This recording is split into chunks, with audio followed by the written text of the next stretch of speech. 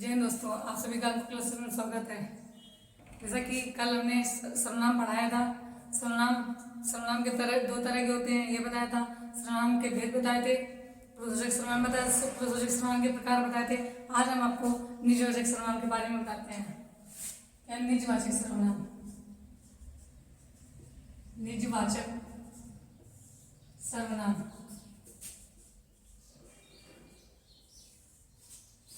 क्या होते हैं? निजवाचक सर्वनाम, निजवाचक सर्वनाम में जो स्वयं के लिए कार्य करता है, जो मतलब अपने यहाँ भी कार्य करता है, अपने लिए कार्य करता है, वो निजवाचक सर्वनाम के अंतर्गत आता है। जैसे डेफिनेशन में हो गया, जो सर्वनाम जिस सर्वनाम का प्रयोग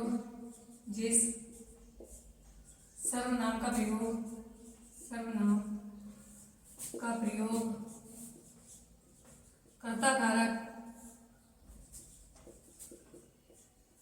कारक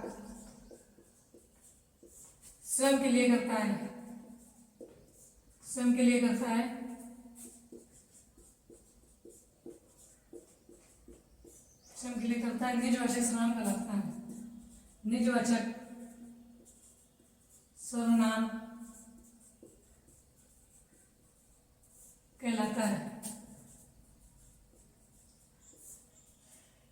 है।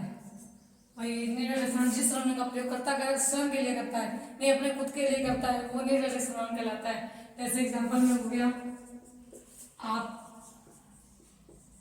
मतलब कि स्वयं, स्वतः, खुद, अपने आप,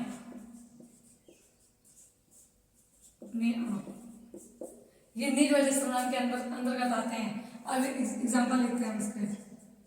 जैसे नंबर एक पे आता है, पानी स्वतः बह जाएगा, पानी स्वतः बह जाएगा। दूसरा पॉइंट क्या आता है, हमें अपना काम स्वयं करना चाहिए, हमें अपना काम स्वयं करना चाहिए।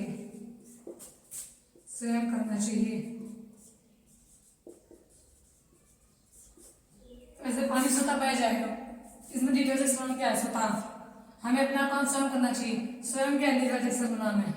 ऐसे तीसरा पॉइंट है, हमें अपने कपड़े खुद धुलने चाहिए।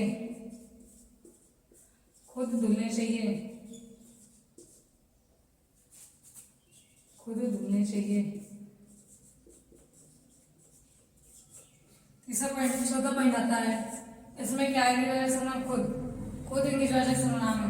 चौथा, हमें अपने बिस्तर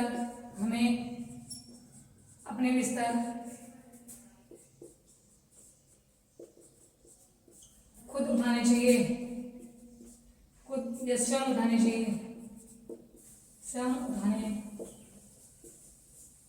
चाहिए। ये निजवाचक सर्वनाम है। आप लोग नोट डाउन करिए।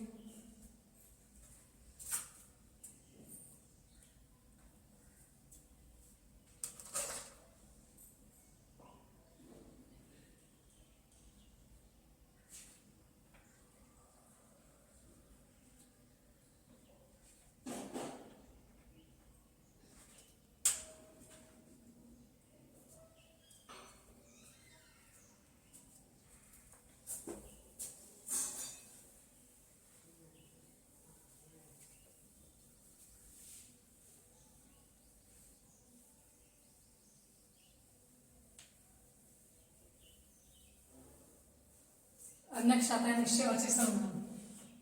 निश्चयवाचक सर्वनाम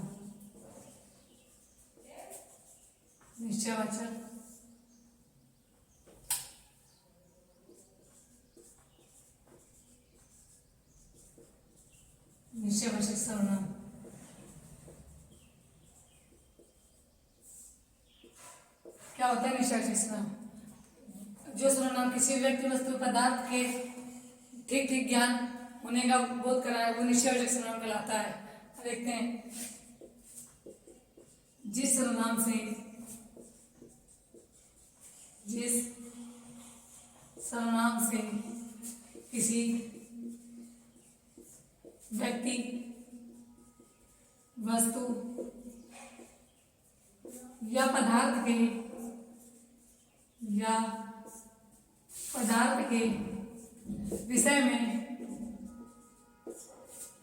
विषय में ठीक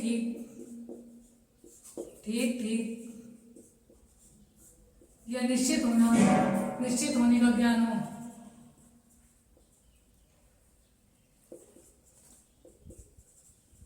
निश्चित होने का ज्ञान हो,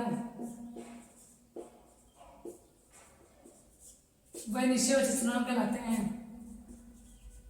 वह निश्चयवाचक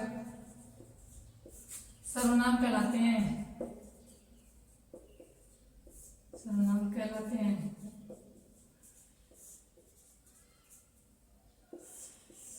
निश्चयवाचक सर्वनाम कहलाते हैं। जैसे एग्जाम्पल में क्या आता है, यह का प्रयोग निश्चयवाचक सर्वनाम में हम निकट के लिए करते हैं। इसके निकट के लिए। और वह का प्रयोग हम निश्चयवाचक सर्वनाम में दूर के लिए करते हैं। जैसे कि यह गाड़ी है, तो यह दर्शाना निकट की गाड़ी है, मतलब वह गाड़ी है तो वो दूर के लिए दर्शा रहा है ना। एग्जाम्पल में देखते हैं, ये किताब है। दूसरा वह गाड़ी है। तीसरा वह विलायती चूहा है।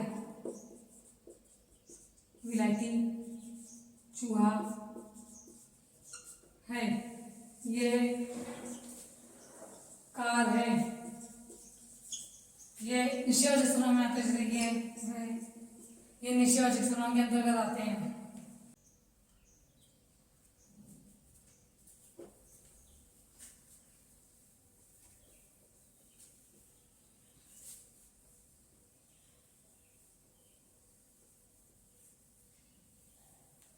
अब नेक्स्ट है अनिश्चयवाचक सर्वनाम। अनिश्चयवाचक सर्वनाम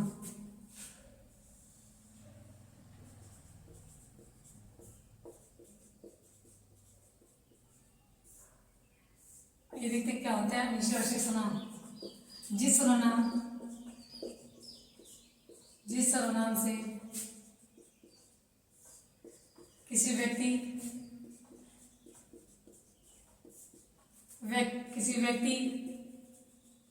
वस्तु, पदार्थ के विषय में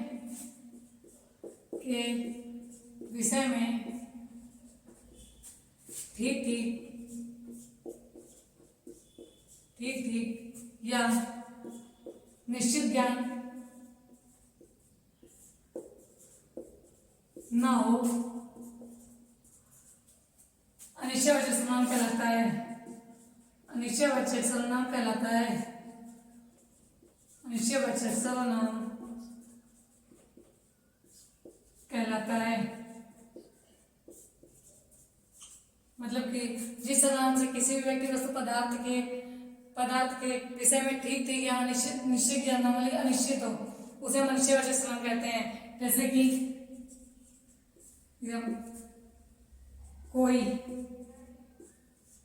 कोई एक वचन के लिए प्रयोग करते हैं। कोई का प्रयोग अनिश्चयवाचक में एक वचन के लिए होता है, और कई का प्रयोग अनिश्चयवाचक सर्वनाम में बहुवचन में होता है। और कुछ इनका प्रयोग हम अनिश्चयवाचक सर्वनाम में करते हैं। जैसे कि दाल में कुछ काला है।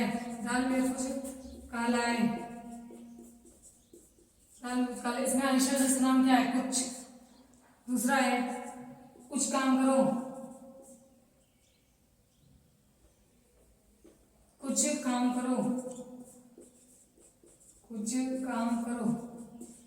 इसमें क्या? कुछ अनिश्चयवाचक सर्वनाम।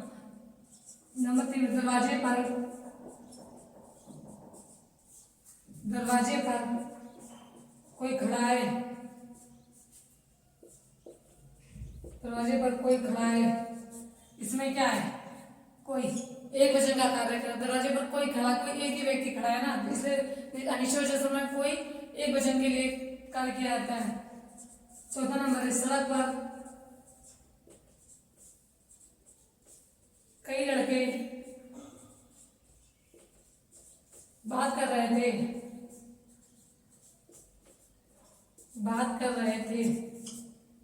कई लड़के बहुवचन का प्रयोग हुआ है। निश्चयवाचक सर्वनाम में सड़क पर कई लड़के बात कर रहे थे, तो एक तो होने से था, बहुत सारे हैं ना, इसलिए कई लड़के बात कर रहे थे। अब नोट डाउन कर लीजिए।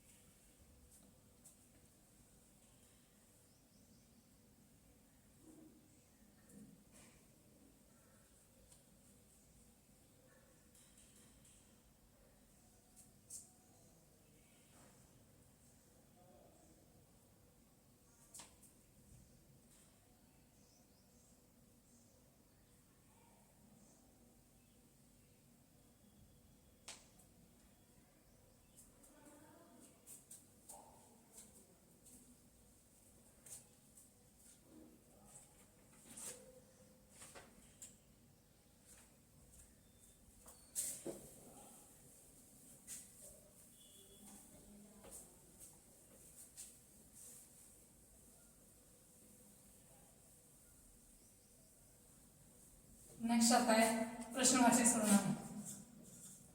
प्रश्नवाचक सर्वनाम,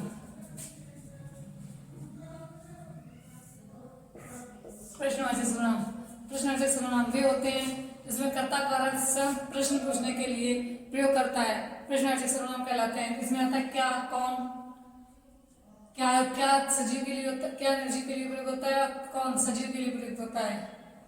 आइए देखते हैं।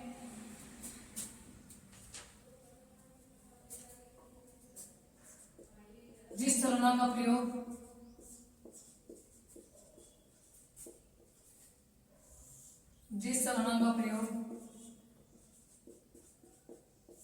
कर्ता कारक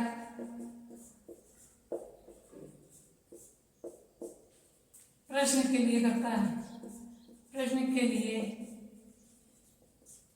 प्रयोग करता है,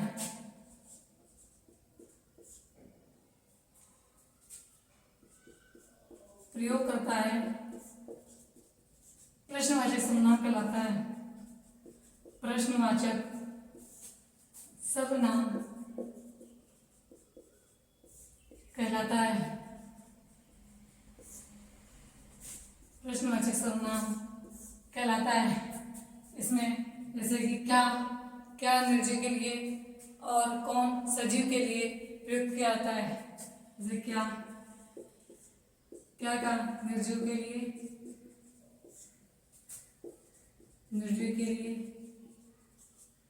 और कौन का प्रयोग हम लोग सजीव के लिए करते हैं, सजीव के लिए किया जाता है। आइए एग्जाम्पल में देखते हैं। जैसे कि दरवाजे पर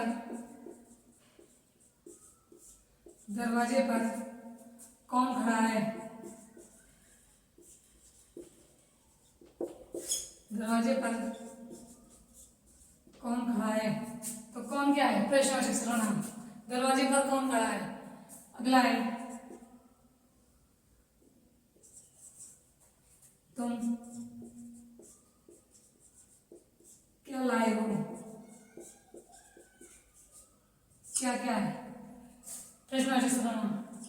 अगला है आप खाने में क्या लोगे। क्या लोगे,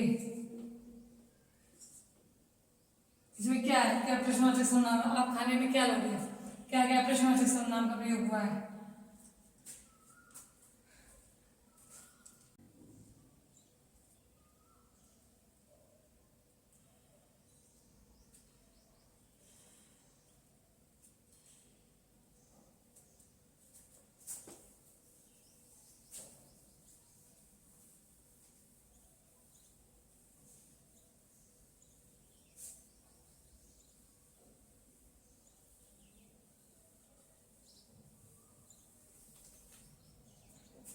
अगला है संबंधवाचक सर्वनाम। संबंधवाचक सर्वनाम। संबंधवाचक सर्वनाम। संबंधवाचक सर्वनाम क्या होते हैं? जो सर्वनाम किसी व्यक्ति, वस्तु या वाक्य की किसी अन्य वाक्य से संबंध बताए वो संबंधवाचक सर्वनाम होते हैं। देखिए, जो सर्वनाम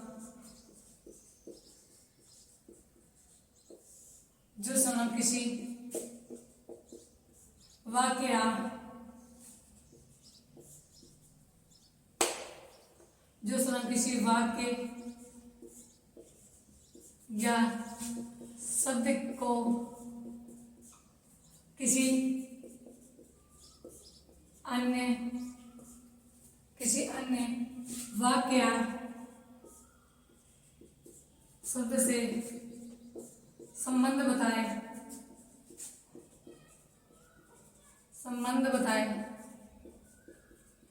वह संबंधवाचक सर्वनाम कहलाता है।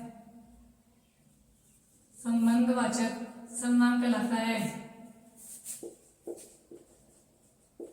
सर्वनाम कहलाता है। जैसे कि जो,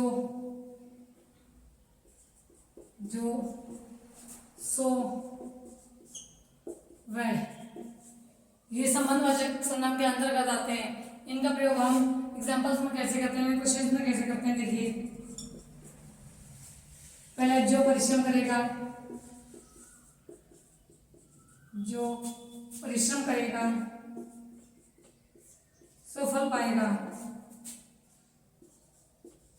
सो फल पाएगा।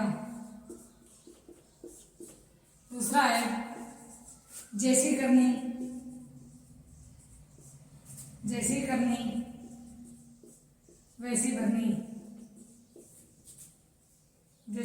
वैसी भरनी। अगला आता है जो जागेगा वो पाएगा। जो जागेगा सो पाएगा।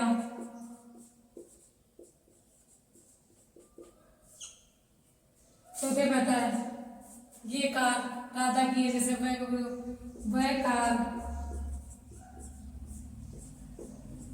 राधा की है। थैंक यू दोस्तों, आज सर्वनाम का पूरा टॉपिक खत्म हो गया है।